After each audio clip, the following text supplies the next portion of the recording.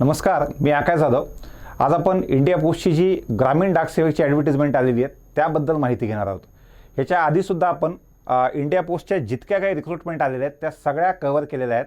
In fact एका व्हिडिओच्या माध्यमातून न करता शक्यतो 10वी पास विद्यार्थ्यांसाठी किंवा 12वी पास विद्यार्थ्यांसाठी ह्या पोस्ट असल्यानंतर आणि असलेले नोटिफिकेशन इंग्लिशमध्ये असल्यानंतर ह्या माध्यमातून विद्यार्थ्यांच्या व्हिडिओ क्रमांक 1, 2, 3, 4 ह्या माध्यमातून आपण सगळे डाऊट जे आहेत ते कव्हर केलेले आहेत. सध्या ह्या व्हिडिओच्या शेवटीसुद्धा तुम्हाला कसलेही डाऊट असतील तर ते डाऊट कमेंट बॉक्समध्ये तुम्ही लिहा. कमेंट बॉक्समध्ये आपण मॅक्सिमम उत्तरं देऊच, पण सोबत ज्या महत्त्वाच्या कमेंट आहेत त्या बाकीच्यांनासुद्धा कळाव्यात की काय काय डाऊट्स आहेत विद्यार्थ्यांचे. त्या हिशोबानं आपण असलेल्या तुमच्या डाऊट्सवर पुन्हा दुसरा किंवा तिसरा त्या हिशोबाने व्हिडिओ बनवता येईल. सोबत तुम्हाला फॉर्म भरत असताना जर काही प्रॉब्लेम आला तर तो प्रॉब्लेम आल्यानंतर तो कसा सॉल्व्ह करायचा त्या हिशोबानं फॉर्म भरूनसुद्धा आपण एखादा जो आहे त्याचासुद्धा एक स्क्रीन रेकॉर्डिंग असलेला व्हिडिओ जो आहे तो आपण पुढच्या काही दिवसामध्ये आठवड्याभरामध्ये निश्चितच घेऊया. सगळ्यात महत्त्वाचं ॲडव्हर्टिजमेंट पोस्टाची जी आहे याच्यामध्ये लोकल विद्यार्थ्यांना जास्त स्कोप चांगला असल्यामुळं म्हणजे महाराष्ट्रातल्या विद्यार्थ्यांना चांगला स्कोप असल्यामुळं बाहेरच्या विद्यार्थ्यांची एंट्री जी कम्पॅरेटिव्हली बँकेमध्ये, इन्शुरन्समध्ये किंवा रेल्वेमध्ये जेवढी सोपी आहे इथे बऱ्यापैकी नियम कडक असल्यामुळं बाहेरचे विद्यार्थी कमी येतात. त्यामुळं ह्या जेवढ्या काही जागा आहेत 2428 याच्या आधीच्या ॲडमध्ये 3600पेक्षा जास्त जागा होत्या. ह्या सगळ्या जागा महाराष्ट्रासाठी असल्यामुळं आपल्या विद्यार्थ्यांना एक मोठी संधी त्यानिमित्तानं जी आहेत ही ग्रामीण डाकसेवकच्या रिक्रुटमेंटमध्ये असते. मागच्या GDSच्या एक्झामपासून जर बघितलं तर रेल्वेने पोस्टाने जे आहेत ती रिक्रुटमेंट प्रोसेस बऱ्यापैकी फास्ट केलेली आहे. त्या गोष्टीचा सुद्धा बेनिफिट जो आहे तो विद्यार्थ्यांना नक्कीच होईल.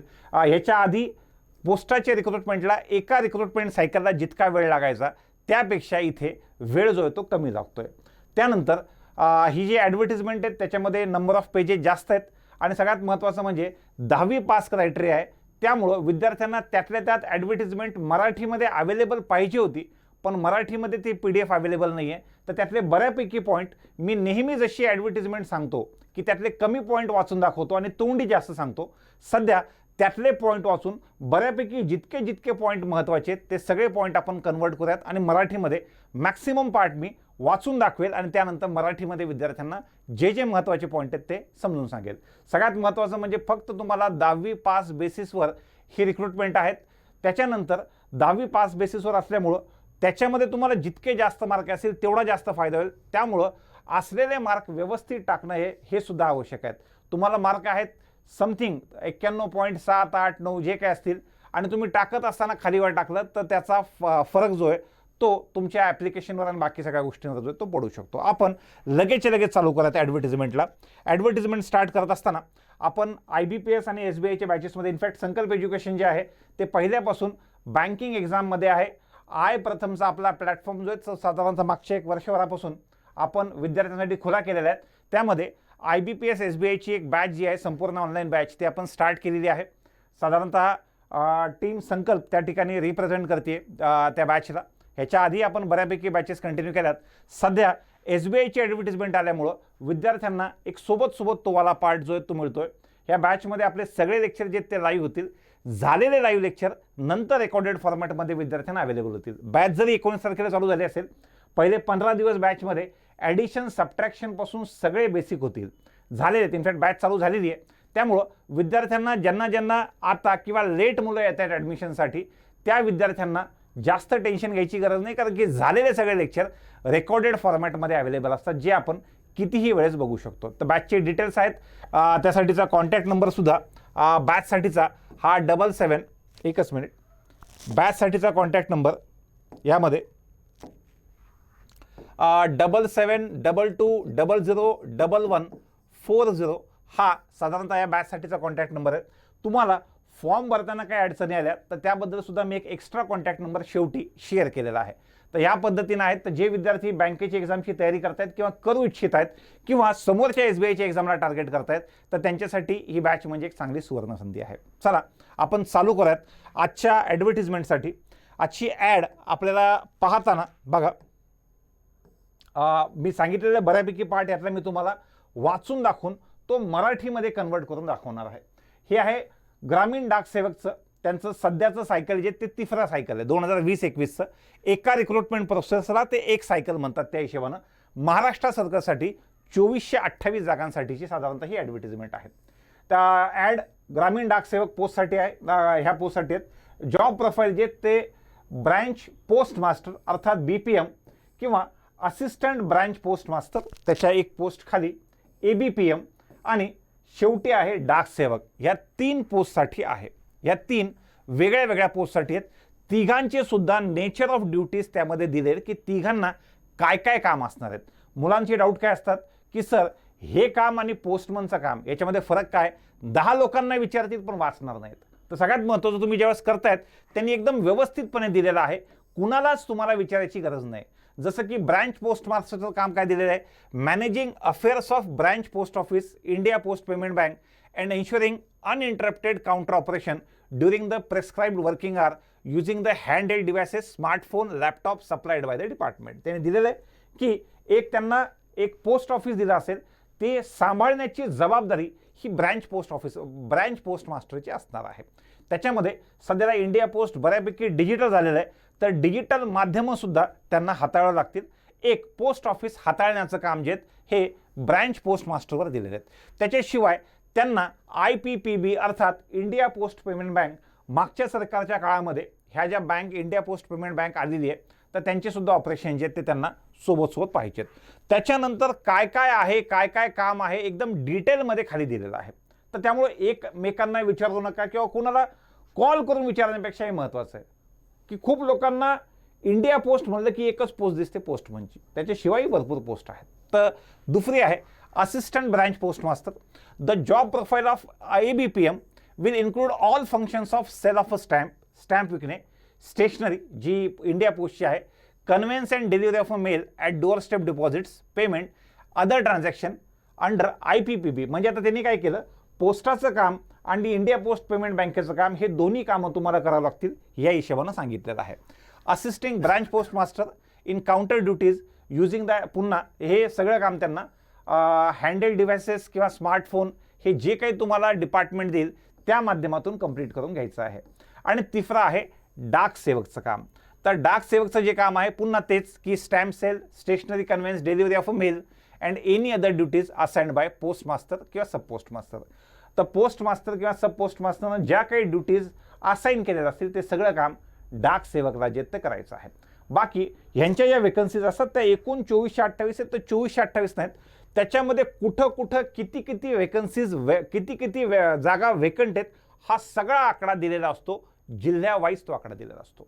साधारणतः 20 ठिकाणी तुम्ही अप्लाय करू शकतात. ह्या सगळा पार्ट मी पुढे घेणार आहेत आणि प्रत्येक 5 पोस्टाला अप्लाय केलं, 5 ठिकाणी अप्लाय केलं तर त्या पाठीमागे 100 रुपये फीस जे ते आकारलेली आहे.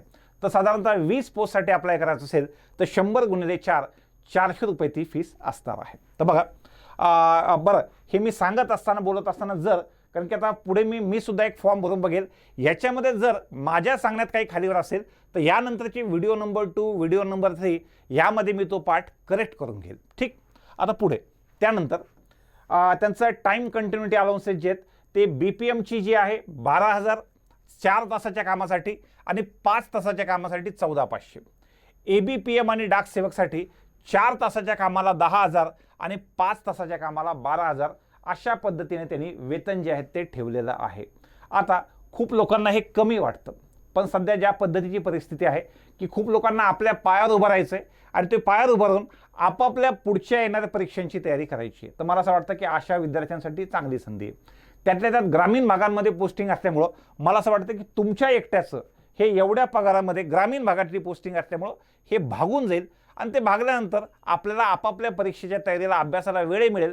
त्या पाठीमागचं कारण तुमचं 4 तास 5 तास या पद्धतीनं असाइन्ड काम असेल, राहिलेला वेळ तुमच्या अभ्यासाला मोकळा असेल. तर ही एक चांगली संधी अशा विद्यार्थ्यांसाठी जे पहिल्यापासून स्पर्धा परीक्षांची तयारी करतात पण कुठंतरी घरच्यांकडून आता सध्याला पुढे तुम्हाला पैसे देणं शक्य नाही आहे आणि 10वीचे मार्क तुमचे ठीकठाक आहेत. तर अशा वेळेला तुम्हाला ती एक चांगली संधी आहे. आपण इथून पुढे जाऊयात. एलिजिबिलिटी बघा, त्याच्यामध्ये दिलेलं आहे की वयाची लिमिट 18 ते 40 आहे. आता खूप विद्यार्थी सांगतील की आम्ही आत्ता 10वी पास झालेलं आहे. इनफॅक्ट आम्हाला 10वी पास केला गेलेला आहे. कोरोनाच्या निमित्तानं एक्झाम जे ते 10वीची एक्झाम कॅन्सल केलेली आहे. आम्हाला अप्लाय करता येईल का? सगळ्यात महत्त्वाचा त्यामध्ये अजून एक मुद्दा राहतो, मग तुमचं वय 18 आहे का? तर 18 नसेल, 18पेक्षा कमी असेल तर नाही करता येणार. बरं, हे वय जे आहेत ते वयाचं कॅल्क्युलेशन 27 एप्रिल 2021 ह्या डेटला करायचं आहे, की त्या डेटला तुमचं वय 18 ते 40च्या मध्ये बसलं पाहिजे. ओबीसी असेल तर 3 वर्ष जास्त 43 आणि SC ST असेल तर 5 वर्ष जास्त 40 + 5 45 अशा पद्धतीनं स्टँडर्ड एज लिमिट आहे. तर त्यामुळं ज्यांचं वयच 18पेक्षा कमी आहे ॲज ऑन 27 एप्रिल, सर हे वय कसं कॅल्क्युलेट करायचं? माझं म्हणणं आहे की ते तुम्ही कॅल्क्युलेट करण्यापेक्षा गुगलला कॅल्क्युलेट करू द्या, की गुगलमध्ये कॅल्क्युलेटर असतं की त्याच्यामध्ये तुमची डेट ऑफ बर्थ टाकायची आणि ॲज ऑन आजच्या डेटऐवजी 27 एप्रिल 2021 ही डेट टाकायची. ह्या डेटला तुमचं वय किती वर्ष, किती महिने आणि किती दिवस या पद्धतीने येतं. तुमच्या केसमध्ये समजा हे वय 17 वर्ष 11 महिने आणि एकदम 360 दिवस असं येत असेल तरीही तुम्हाला अप्लाय करता येणार नाही. ठीक, तर त्यामुळं 18 वर्ष किंवा 18 वर्षापेक्षा जास्तच पाहिजे ॲज ऑन 27 एप्रिल 2021. वयाच्या कॅल्क्युलेशनमध्ये काही डाऊट आला तर पुन्हा कुठेही कॉल करण्यापेक्षा गुगलची मदत घ्या, तुमचं वय किती आहे. खूप वेळेस मुलं काय म्हणतात, सर मी 2003चा आहे, मी 2000, कारण की तेच आहे ना कट ऑफचं वय, मी 2003चा आहे, मी 2002चा आहे, मला अप्लाय करता येईल का? तर ते स्वतः कॅल्क्युलेट करायचं आपलं वय किती वर्ष, किती महिने आणि किती दिवस आहे त्या पद्धतीनं. ठीक आहे, तर इथून पुढे एज लिमिट भरपूर दिलेली, त्यांनी 18 ते 40 दिलेली आहे. बाकी फिजिकली चॅलेंज SC ST तून असेल तर 15 वर्ष एक्स्ट्रा दिलेले आहेत. फिजिकली चॅलेंज असेल तर तसं 10 वर्ष आहेत आणि ओबीसीमध्ये असेल तर 13 वर्ष हे एक्स्ट्रा आहे त्या पद्धतीनं. जे कॅन्डिडेट EWS कॅटेगरीमध्ये आहेत त्यांना कसलीही एज लिमिटमध्ये रिलॅक्सेशन त्यांना दिलेलं नाही आहे. ठीक आहे, चला पुढे. त्याच्यानंतर महत्त्वाचा मुद्दा आहे तो एज्युकेशनल क्वालिफिकेशन. त्यासाठी 10वी पास पाहिजे with passing marks in mathematics, local language आणि इंग्लिश. आपल्याला आपल्या भाषेत सांगायचं झालं तर तुम्ही पास पाहिजेत गणितामध्ये, आपल्या मराठीमध्ये आणि इंग्लिशमध्ये. Having been studies as compulsory or elective subject conducted by any recognised board of school education by the government of India.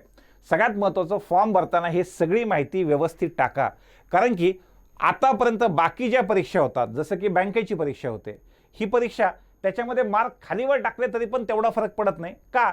तर त्यासाठी एक परीक्षा होते आणि त्या परीक्षेच्या माध्यमातून सिलेक्शन होतं. इथे इंडिया पोस्ट म्हणते आम्ही परीक्षा घेणार नाही, तुम्ही जसा फॉर्म भरलेला आहे त्या बेसिसवर आम्ही घेणार आहोत. त्यांनी स्ट्रिक्टली लिहिलेलं आहे की समजा तुम्ही फॉर्म भरताना कुठेही चुकलात तर अशा वेळेला तुमचा फॉर्म रिजेक्ट होऊ शकतो. त्यामुळं फॉर्म भरताना ॲटमोस्ट केअर घ्या की कोणताही पार्ट चुकणार नाही. ठीक, त्यानंतर compulsory knowledge of local language, ते तर आपल्याला आहेच. त्यामध्ये 10वी महाराष्ट्रासाठी मराठी भाषा दिलेली आहे तर ते आपल्याला आहेच आणि 10वीमध्ये बऱ्यापैकी आपल्याला मराठी हा विषय असतोच. बरं, त्यानंतर काही विद्यार्थ्यांचे डाऊट हे असतील की माझे वडील मिलिटरीमध्ये होते त्यामुळे मी 10वीपर्यंत महाराष्ट्राच्या बाहेर होतो, तर अशा वेळेला काय करायचं? तर त्यांची हेल्प डेस्कचा नंबर पण दिलेला आहे आणि ईमेल ID पण दिलेला आहे. त्यांना अशा वेळेस विचारणा करायची की मी महाराष्ट्राचाच आहे, डोमेसाइल्ड महाराष्ट्राचा आहे, पण काही कारणामुळे वडील मिलिटरीत होते किंवा महाराष्ट्राच्या बाहेर सर्व्हिसला होते त्यामुळे आम्ही तिकडे राहायचो. तर अशा पद्धतीनं मेलमध्ये हे सगळे डिटेल टाकायचे, त्यांचा त्याच्यावर रिप्लाय येईल. किंवा कॉल करून जरी विचारलं तर मला असं वाटत नाही, कारण की कॉलसाठी कंटिन्युअस त्यांच्याकडे कॉल इतके जास्त येतील की ते प्रत्येक अशा पद्धतीनं प्रत्येकाला एंटरटेन करू शकतील असं वाटत नाही. त्यामुळं मेलचा आधार अशा गोष्टींसाठी घ्यायचा आहे.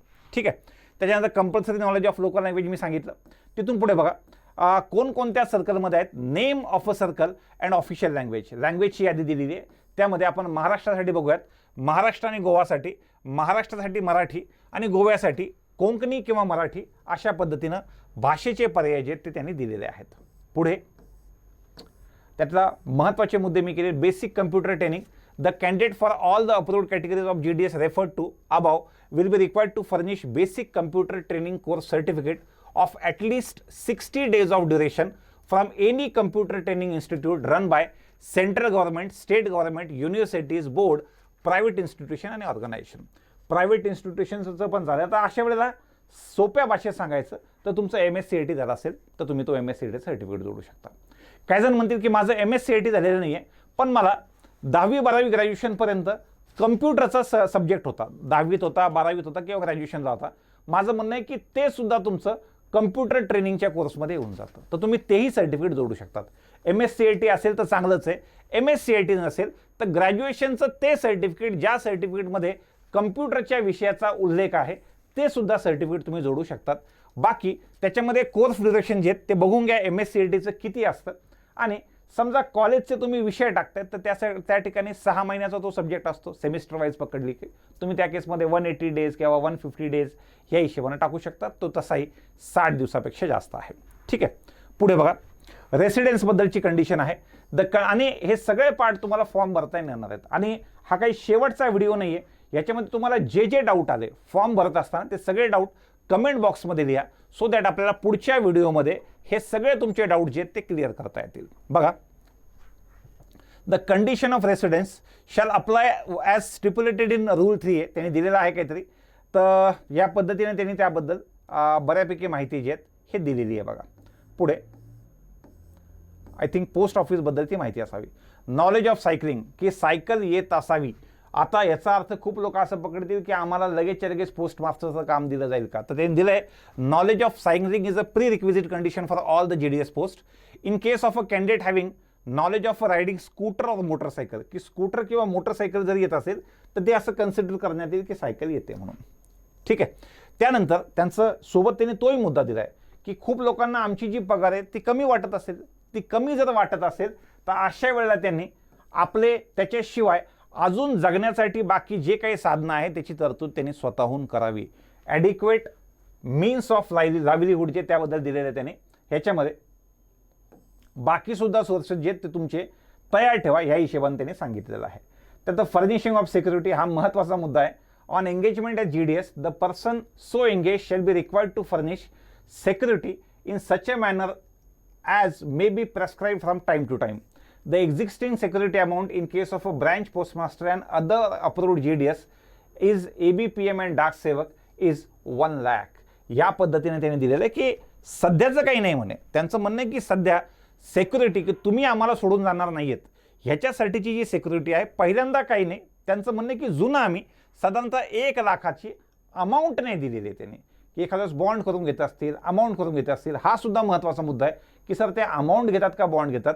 मी पुढच्या काही राहिलेले जे जुने GDSमध्ये पास झालेले विद्यार्थी आहेत त्यांच्याशी बोलतो आणि त्यांना बोलून तुम्हाला ती वाली गोष्टसुद्धा कन्वे करतो की या ठिकाणी एखादा बॉन्ड करून घेऊ शकतात किंवा अमाऊंट, पण अमाऊंटचे चान्सेस कमी आहेत, जास्तीत जास्त बॉन्ड करून घेतील असं वाटतंय. त्याबद्दल मी पुढच्या व्हिडिओमध्ये घेईल.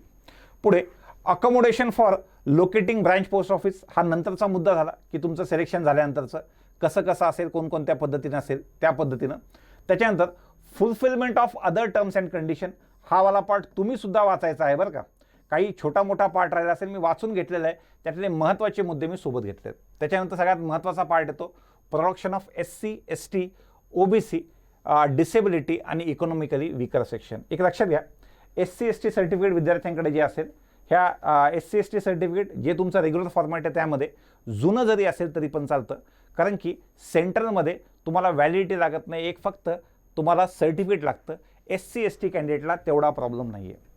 OBC, EWS विद्यार्थ्यांनी आहे का, आपलं सर्टिफिकेट दरवर्षी बदलतं. दरवर्षी बदलतं म्हणण्यापेक्षा त्याची व्हॅलिडिटी सेंट्रलसाठी 1 वर्षाची असते. जर आता तुम्ही फॉर्म भरतायत आता एप्रिलला, मागच्या एप्रिलच्या नंतर तुम्ही सर्टिफिकेट काढलं असेल कधी पण, मे 2020, जून 2020, जुलै 2020, ऑगस्ट 2020 कधी काढला असेल तर सध्या चालून जाईल आणि 1 वर्ष संपला की लगेच पुन्हा एकदा काढायचं. मी OBC आणि EWS कॅन्डिडेटला सांगतोय की तुम्ही सध्या स्पर्धा परीक्षेचे विद्यार्थी आहात, तुमचं सर्टिफिकेटची व्हॅलिडिटी संपली की लगेच सर्टिफिकेट काढायचं. म्हणजे तुम्ही समजा सर्टिफिकेट काढलेलं आहे ऑगस्ट 2020ला, तर ऑगस्ट 2021 पर्यंत एकदम आरामशीर काम चालू द्यायचं. ऑगस्ट 2021 आलं की लगेच पुढचं सर्टिफिकेट काढून घ्यायचं. पुन्हा ऑगस्ट 2022 त्याचं काम पडो अथवा न पडो, मी पहिल्यापासून सांगत आलेलं आहे. इनफॅक्ट मी SSCची स्टाफ सिलेक्शन कमिशनची GDची ॲड जी आहे ती मेमध्ये येणार आहेत.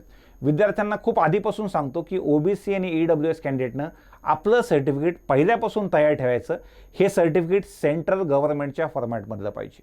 बरं, राज्यामध्ये जे विद्यार्थी NT1, NT2, NT3 जे आहेत, NT, VJ, SBC, OBCमध्ये येतात, सेंट्रलमध्ये हे सगळेजण एकाच OBC कॅटेगरीमध्ये येतात, ज्याला की एकत्रित 27% रिझर्वेशन आहे.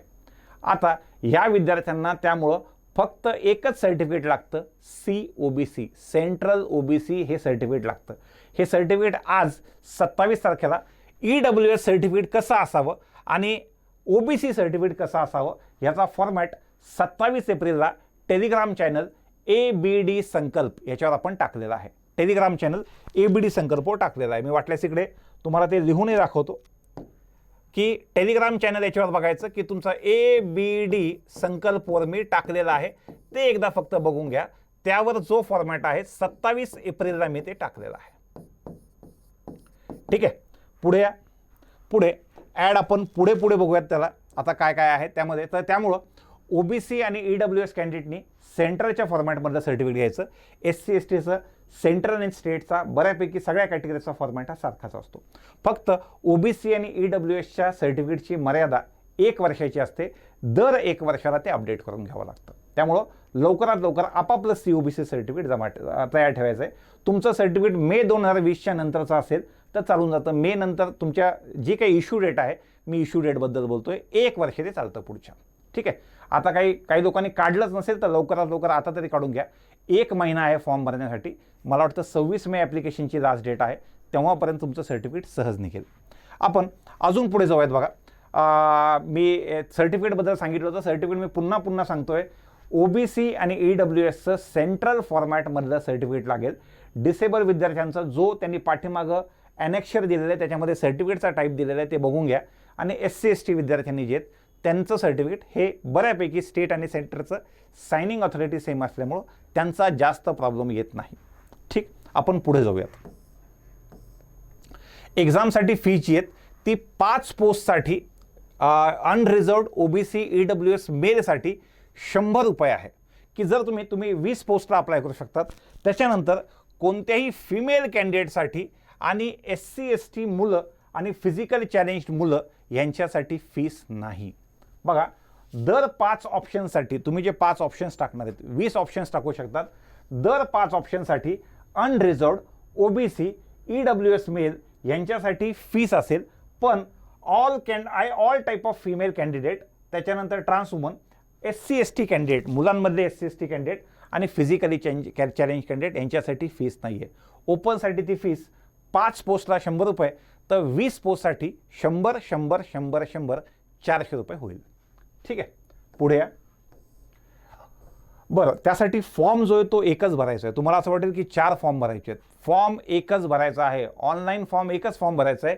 एका फॉर्ममध्ये तुम्ही सगळेच्या सगळे 20च्या 20 ऑप्शन टाकू शकतात. त्यासाठी 5 फॉर्मला 1, 5ला 1, 5ला 1 असे 4 फॉर्म भरायचे नाहीत. एकच ID पासवर्ड जो कोणता असेल त्या ID पासवर्डला सोबत घेऊन तुम्ही एका फॉर्ममध्ये 20च्या 20 ऑप्शन टाकू शकतात. ठीक आहे, पुढे.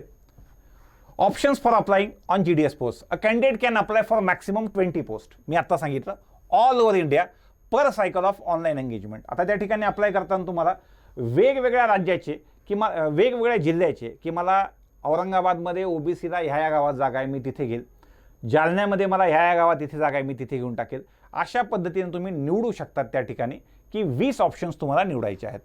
आता त्यानंतर this cap of 20 candidate is inclusive of vacancies arising in candidates home circle. सगळं मिळून, होम सर्कल मिळून सुद्धा सगळे म्हणून तेवढ्या ठिकाणी तो 20 ठिकाणी अप्लाय करू शकतो.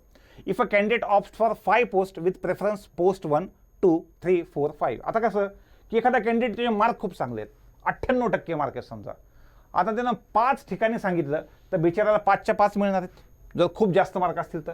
And selected as meritorious in more than 1 post, the post in the order of preference will be offered and कॅन्डिडेचर for the all the remaining post will be forfeited. याचा अर्थ काय होतो की 5 ठिकाणी त्यानं अप्लाय केलं, चांगले मार्क होते, पहिली पोस्ट मिळाली, सगळ्या मिळाल्या, तर त्याला फक्त ही पहिली देण्यात येईल. हे दुसरी, तिसरी, चौथी, 5वी ही कॅन्सल होईल. म्हणजे काय, तुम्ही ज्यावेळेस पहिली पोस्ट टाकतायत, पहिलं ठिकाण टाकतायत, ते असं टाका की तिथं तुमचं ते बेस्ट पाहिजे.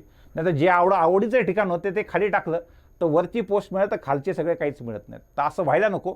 तर त्याच सिक्वेन्समध्ये टाका की सगळ्यात पहिल्यांदा मला इथं काम करायला आवडेल, त्या खालोखाल इथं काम करायला आवडेल, त्या खालोखाल इथं काम करायला आवडेल. या पद्धतीनं ऑर्डर व्यवस्थित बनवा. आता हे सांगताना मुलांनी समजा ज्यांचे मार्क कमी आहेत, खूप वेळेस मुलांचा कॉल हाही असतो की मला 60%, 70% असे सुद्धा मुलं जे आहेत, 80% असे सुद्धा मुलं मागच्या GDSमध्ये पास झालेत. थोडेसे इंटेरियरमधले गावं जे आहेत ते त्यांनी निवडलेले आहेत. तर त्याची सुद्धा चौकशी तुमच्या साईडनं झाली पाहिजे की कुठं किती ॲप्लिकेशन्स येऊ शकतात. या पद्धतीने एक पोस्ट असतं, समजा गावागावाने 1 पोस्ट 2 पोस्ट ह्या पद्धतीने असतील. तर अशा पद्धतीने तुम्हाला सेंटर्स निवडायचे आहेत की त्या ठिकाणी येणारे ॲप्लिकेशन्स कमी असले पाहिजेत आणि तुम्हाला पुढे चालून तिथे काम करताना तो ईज येणे जाण्यासाठी किंवा तिथल्या तिथं राहण्यासाठी तो मिळाला पाहिजे. या पद्धतीने तुम्हाला पाहायचं आहे. शेवटी आपण त्याच्यावर बोलूयातच. ठीक आहे, पुढे या. सिलेक्शन क्रायटेरिया दिलेलं आहे. Selection will be made as per the automatic generated merit list, की ऑटोमॅटिकली मेरिट लिस्ट जनरेट होईल मार्कांवाईज. त्या पद्धतीने ऑनलाईन ॲप्लिकेशनच्या हिशोबानं त्या पद्धतीने मिळेल.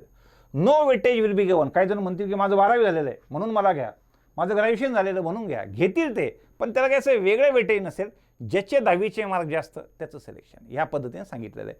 तर तुम्ही 12वी शिकलेला असाल, BA ग्रॅज्युएशन झालं असेल, PG झालं असेल, तुमचं डॉक्टरेट झालं असेल, त्यांना काही घेणदेण नाही. 10वीच्या मार्कावर साधारणतः ते तुमचं फायनल सिलेक्शन जे ते करणार आहेत. ती एक चांगली गोष्ट आहे काही विद्यार्थ्यांसाठी. चला, त्यानंतर पुढे दिलेलं बघा.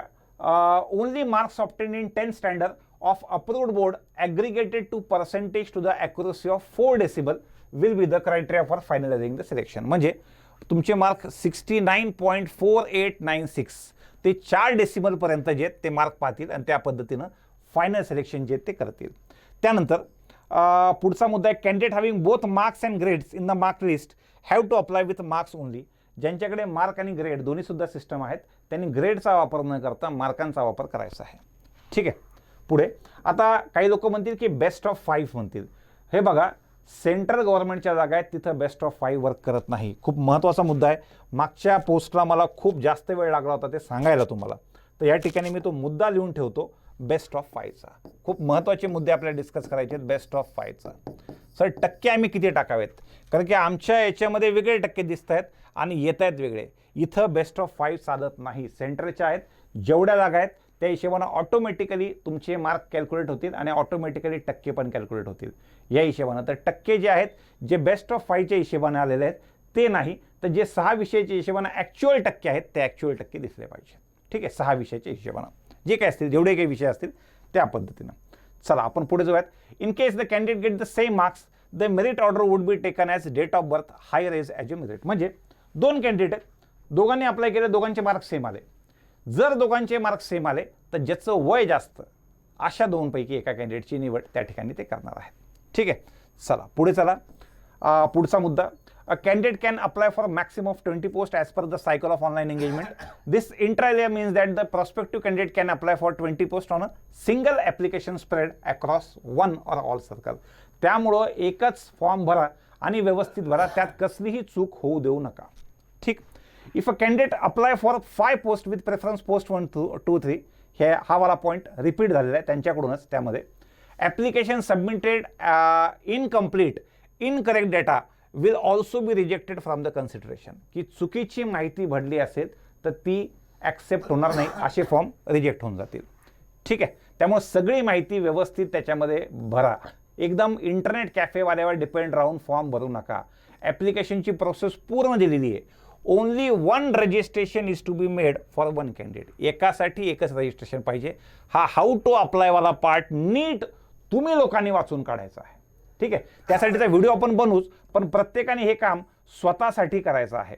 आता upload all the mandate document such as photo, signature, त्यांनी सगळं दिलेलं आहे की कसं अप्लाय करायचं आहे. फॉर्मच्या आधी कशाची तयारी पाहिजे. ॲप्लिकेशन सबमिशनच्या आधी नाव टाकायचं आहे in capital letter as per 10वीच्या सर्टिफिकेटमध्ये जसं मला नाव दिले तसं.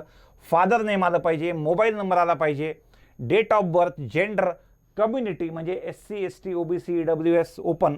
त्यात फिजिकली चॅलेंज असेल तर त्यांचं डिसेबिलिटीचं कोणता टाईप आहे तो व्यवस्थित टाकायचा.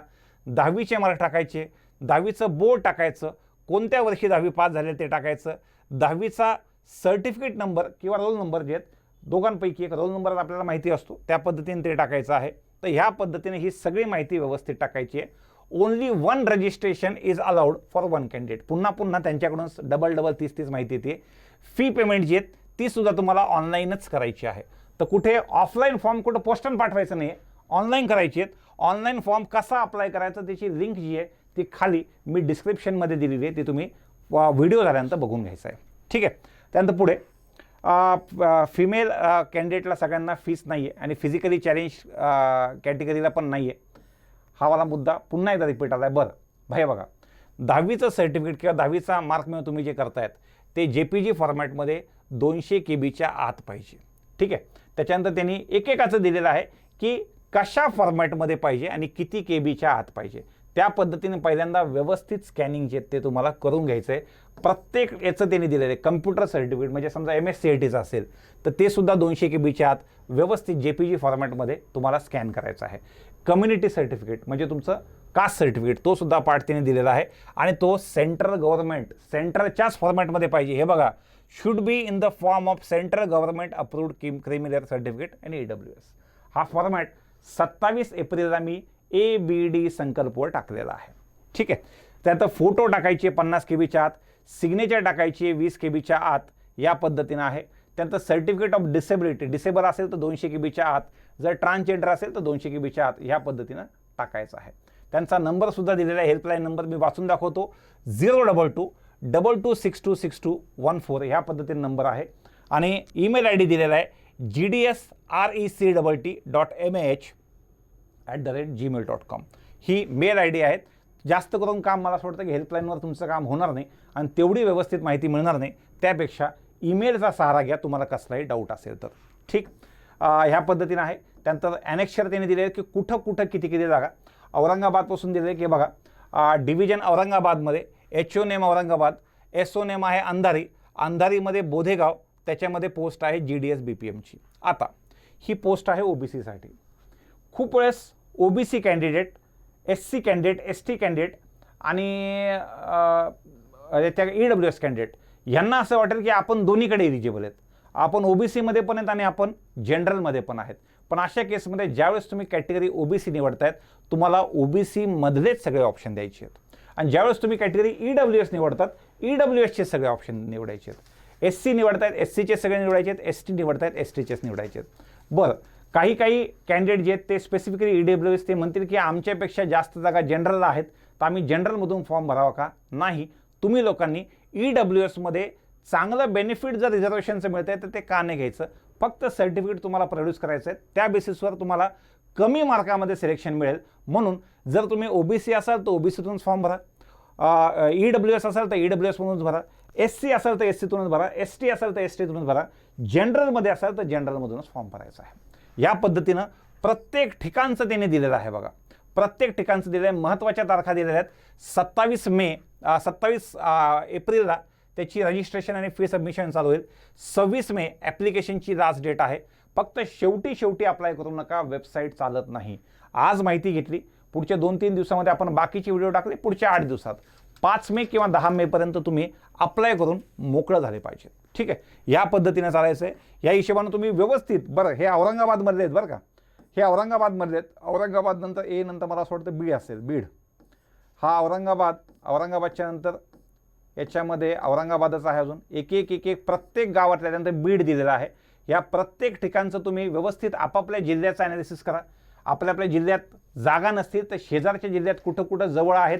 आणि मुलांनी थोडंसं आडवळणी पोस्ट बघा, कारण की त्या ठिकाणी ॲप्लिकेशन कमी येण्याचे चान्सेस आहेत. ठीक आहे, मुलींकडून शक्यतो जर त्या मुली त्या गावच्या किंवा आसपासच्या असतील तर मुलींची येतील. जर सिटीमधले लोक असतील तर ते आसपास, सिटीच्या आसपासची जे ठिकाणं आहेत ते आसपासची ठिकाणं पाहतील. त्यामुळं तिथला कट ऑफ जास्त लागण्याचे चान्सेस, सिटीमधला किंवा सिटीच्या आसपासचे जे गाव आहेत तिथला कट ऑफ मुलींमुळं जास्त लागण्याचे चान्सेस आहे. त्यामुळे मुलांनी अशा वेळेस जिथं इंटेरियरमधले ठिकाणं आहेत, असे स्पेसिफिकली अशी मुलं ज्यांचे मार्क कमी आहेत, ज्यांचे 10वीतले मार्क कमी आहेत, अशांनी अशा इंटेरियर ठिकाणी अप्लाय करायचं आहे. ठीक, तर अशा पद्धतीनं जिल्हावार सगळी माहिती भरपूर मोठी दिलेली आहे. तर तुम्ही तुमचा जिल्हा पकडायचा आणि त्या पद्धतीनं कोणकोणत्या पोस्टला तुम्हाला अप्लाय करायचं, तुम्ही कुठं एलिजिबल आहात. जास्त पगार पाहिजे तर BPMची पोस्ट आहे, या ठिकाणी करू शकतात. अशा टोटल एकूण 2428 जागा आहेत. मी आधी सांगितलेलं आहे, एकदम EWS कॅन्डिडेटनं बघायचं नाही की ओपनला 11 जागा आहेत. EWSमध्ये, OBCमध्ये ह्या पद्धतीनं अप्लाय करायचं आहे. या पद्धतीने मी सगळ्यात पहिल्यांदा तुम्हाला आलेली ॲड समजून सांगितली. मी आधी सांगितले हा शेवटचा व्हिडिओ नाही आहे. ह्याच्यानंतर सुद्धा आपला पोस्टाचा जो आहे तो याच्यानंतरचे व्हिडिओज तुमचे डाऊट संबंधित येणार आहेत. आता आपण पुढे जाऊयात, ह्या एक्झामचं ॲनालिसिस करूयात. नेमकं ही एक्झाम आहे काय. यावर्षी 10वी झालेल्या विद्यार्थ्यांना अर्ज करता येईल का? तर त्यांचं वय 18 असेल, कारण त्यामध्ये काही दिलेलंच नाही आहे. जर तुम्हाला तुमचं सर्टिफिकेट मिळालं, 10वीचं सर्टिफिकेट, पण ते अजून मिळालेलं नाही आहे, मला असं वाटतं की मागच्या वर्षीपर्यंतच्या मुलांना करता येईल. या वर्षीच्या मुलांना सर्टिफिकेट कधी येतं ते महत्त्वाचं आहे, कारण की तुम्ही कधीपर्यंत 10वी झालेलं पाहिजे असं काही दिलेलं नाही आहे. पण 27 एप्रिलपर्यंत त्यांनी तुमच्या 27 एप्रिलपर्यंत एज कॅल्क्युलेशनचा पार्ट दिलेला होता. ठीक आहे, तर पाठीमागच्या मुलांना चांगला चान्स आहे. त्यानंतर वेगवेगळे पद आणि कामाचं स्वरूप हा वाला पार्ट त्याच्यामध्येच दिलेला आहे की तुम्हाला BPM-साठी ब्रांच पोस्टमास्टरसाठी काय काय काम असेल, ABPM-साठी काय काय काम असेल, डाक सेवकसाठी काय काय काम असेल, हा सगळा पार्ट त्यांनी त्यामध्ये दिलेला आहे. त्यानंतर कुठून अर्ज करावा, आता तो तुमचा लुकआउट राहिला. जर कमी मार्क असतील, मुलगा असेल स्पेसिफिकली, तर जेवढं इंटेरियरमध्ये जाता येईल तेवढं इंटेरियरमध्ये जा. जर खूप जास्त मार्क असतील तुम्हाला तर तुम्ही शहरातले ठिकाणंसुद्धा निवडू शकतात किंवा शहराच्या आसपासचे जे गावं असतील ॲप्रोचेबल ते गावं तुम्ही निवडू शकता. तर अशा पद्धतीने तुम्हाला करता येईल. ज्यांचे मार्क कमी आहेत त्यांनी थोडेसे इंटेरियरमधले सेंटर घ्यायचे. 20च्या 20 जर भरता येत असेल तर चांगली गोष्ट आहे. 20च्या 20 ठिकाणं आणि कमी मार्कवाल्यांनी 20च्या 20 भरायचे. ज्यांचे जास्त मार्क आहेत, खूप जास्त मार्क आहेत, त्यांनी 5 भरलं तरी चालेल. त्याच्यानंतर अजून एक महत्त्वाचा पार्ट, सर मला एवढे एवढे मार्क आहेत, मी कुठून फॉर्म भरू, हा वाला प्रश्न कुणालाही विचारायचा नाही. मलाच नाही, कुणालाच विचारायचा नाही. त्या पाठीमागचं कारण असं आहे की तिथं तुम्ही ज्या गावासाठी भरतायत त्या गावासाठी किती ॲप्लिकेशन येणार आहेत हे रजनीकांतला पण नाही माहिती आहेत. त्यामुळं तिथून किती ॲप्लिकेशन येणार या गोष्टीवर तुमचं सिलेक्शन होईल की नाही ते डिपेंड असेल. त्याच्यामुळं एखाद्या पोस्टात जिथं ॲप्लिकेशनच नाही आलं, एकच ॲप्लिकेशन आलं, 50% 60% सिलेक्शन होईल. आणि असं ठिकाण जिथं समजा खूप ॲप्लिकेशन आलेले आहेत तर अशा ठिकाणी 80% पण नाही होणार. त्याच्यामुळं तो सगळा प्रोबॅबिलिटी किंवा नशिबाचा खेळ आहे. त्यामुळं हा वाला प्रश्न कुणालाच विचारू नका, कारण की कुणी सांगेल, कुणीही त्या प्रश्नाचं उत्तर ॲक्युरेट सांगू शकत नाही. त्यामुळं तो वाला प्रश्न विचारायचा नाही आहे. त्यानंतर कॅटेगरीमध्ये येत असल्यास ओपनमधून अर्ज करावा का, माझं म्हणणं आहे नाही. जनरलनं जनरलचा, OBCमध्ये OBCनं OBCचा, EWSनं EWSचा या पद्धतीने अर्ज करायचा आहे. बाकी हा कॉन्टॅक्ट नंबर देतोय, पण हा काउन्सिलरचा कॉन्टॅक्ट नंबर आहे. साधारणतः त्यांना जेवढा जेवढा पार्ट सांगता येतील तेवढा पार्ट ते मदत करतील, पण पूर्ण मदत करू शकणार नाहीत. त्यामुळं सगळ्यात महत्त्वाचा आजच्या व्हिडिओमध्ये जी खाली डिस्क्रिप्शन आहे त्याच्यामध्ये तुमचे क्वेश्चन्स टाका, त्याच्यावर आपण नवीन व्हिडिओ बनवूयात आणि त्या पद्धतीने पुढे आपल्याला जाता येईल. ठीक. अजून बघा, दुसऱ्या राज्यातील विद्यार्थी महाराष्ट्रातून अर्ज करू शकतात का, नाही. डोमेसाईलचा क्रायटेरिया खूप कडक आहे. तर त्यामुळे शक्यतो बाहेरच्या राज्यातल्या मुलांना असतो, पोस्टाचा असतो. त्यामुळे बाहेरच्या राज्यातले मुलं जेवढ्या इझिली बँकेमध्ये येऊ शकतात, जेवढ्या इझिली रेल्वेमध्ये बाहेरची मुलं महाराष्ट्रातून अप्लाय करू शकतात, जेवढ्या इझिली इन्शुरन्समधले मुलं इथून अप्लाय करू शकतात, तेवढं इझी नाही आहे बाहेरच्या मुलांना इथून अप्लाय करणं स्पेसिफिकली पोस्टासाठी. ठीक आहे. त्यानंतर रिक्रुटमेंट प्रोसेसबद्दल डाऊट असल्यास काय करावे, मी सांगितलं आहे खाली. तुम्ही यूट्यूबच्या कमेंटमध्ये तुमचे प्रश्न टाकायचे, त्या पद्धतीने आपण बघूयात. याच्यानंतरचे व्हिडिओ तुमच्या डाऊट्सवरचे मी व्हिडिओ घेईल आणि अर्ज कसा करावा ह्याच्यावरचा एक व्हिडिओ जो आहे तो पुढचा व्हिडिओ घेईल. त्याच्यानंतर OBC, EWS, SC ST यांनी सेंटरच्या फॉर्मॅटमधलं सर्टिफिकेट, त्यातल्या त्यात यांना काही टेन्शनचं काम नाही आहे. यांचं एकच सर्टिफिकेट असतं दोघांसाठीचं. यांनी साधारणतः या पद्धतीने सर्टिफिकेट घ्यायचं आहे. तुम्हाला काही लोक सांगतील की नवीन फायनान्शियल इयर आहे तर सर्टिफिकेट नवीनचं लागेल, असं काही नसतं. तुमच्याकडं मे 2020 पासून पुढचं सर्टिफिकेट असेल तरी पण सध्याला चालून जाईल. मे 2020 पासून तुम्हाला पुढचं ते सर्टिफिकेट काम पडतं मे 2021 पर्यंत. ह्याच्या पुढे अजून त्याच्या पुढचं घ्यायचं ह्या पद्धतीनं. बेस्ट ऑफ 5चं मी आता तुम्हाला बोललो होतो की बेस्ट ऑफ 5च्या केसमध्ये तुम्हाला मार्क बेस्ट ऑफ 5च्या हिशोबानं टाकायचे नाही आहेत.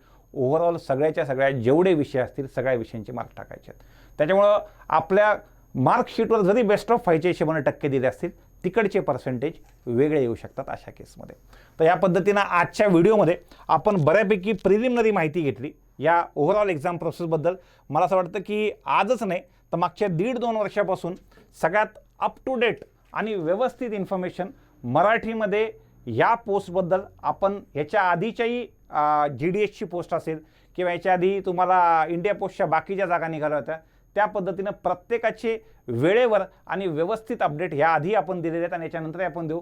ज्याही विद्यार्थ्यांनी अजूनही आपलं चॅनल सबस्क्राईब केलं नसेल अशांना विनंती होती की त्यांनी चॅनल सबस्क्राईब करायचं आहे आणि जेवढे तुमचे डाऊट्स असतील तेवढे डाऊट ह्या यूट्यूब कमेंटला एकदम व्यवस्थित टाकायचे, सो दॅट आपण तिथेही तो सॉल्व्ह करायचा प्रयत्न करू आणि जे महत्त्वाचे डाऊट्स आहेत त्या महत्त्वाच्या डाऊटवर बाकीसुद्धा विद्यार्थ्यांना कळावी ती माहिती, म्हणून त्यांच्यासाठी आपण ज्या आहेत तर ज्या विद्यार्थ्यांना बाहेरच्या विद्यार्थ्यांना कळावे ह्यासाठी एक नवीन व्हिडिओ बनवू आणि व्हिडिओच्या माध्यमातून तो कंप्लीट करू. एक पुढच्या 4-5 दिवसामध्ये आपण हाऊ टू अप्लाय तो पार्ट बघूयात. तुम्ही 10 तारखेपेक्षा जास्त लेट करू नका फॉर्म भरायला, कारण की मधून इंडिया पोस्टची वेबसाईट जी ती तेवढ्या व्यवस्थितपणे चालत नाही. ह्याच्या आधीच्या अनुभवातून सांगतोय हा पार्ट होतो. तर ज्या विद्यार्थ्यांना सध्याला अप्लाय करत असताना किंवा सध्याला तयारी करत असताना एक कुठंतरी एक स्टेपिंग स्टोन पाहिजे, की इथे इथं जातो, इथं थोडा वेळ मी थांबतो आणि त्या हिशोबानं माझी तयारी चालू करतो आणि ज्या वेळेला मला याच्यापेक्षा मोठा जॉब लागेल मी तिकडे शिफ्ट होतो. एक ह्या जॉबकडं तुम्ही ॲज अ स्टेपिंग स्टोन म्हणून बघू शकतात, की तिथंपर्यंत जायचं, आपापली तयारी चालू ठेवायची आणि पुढे जायचं. खूप जास्त पगारीचा आणि बाकी गोष्टींचा विचार करू नका. सध्या जर तुम्हाला जॉबची आवश्यकता असेल तर मला असं वाटतं की कमी वेळेत तयारी करून आपापला खर्च भागेल या हिशेबानं हा जॉब परफेक्ट आहे. त्यामुळं जरी तुम्ही इलिजिबल असाल नसाल, तुम्हाला करायचं असेल नसेल, 18 ते 40 वयोगटातील महाराष्ट्रातले असे बहुसंख्य तरुण आहेत की अशांना ह्या जॉबची आवश्यकता असते. माझी एक इच्छा आहे की या जॉबबद्दलची माहिती जी आहे किंवा हा व्हिडिओ जो आहे जास्तीत जास्त विद्यार्थ्यांपर्यंत तुम्ही पोहोचवा, जेणेकरून जास्तीत जास्त विद्यार्थी, महाराष्ट्रातले जास्तीत जास्त विद्यार्थी ह्या पोस्टला अप्लाय करतील. खूप खूप धन्यवाद.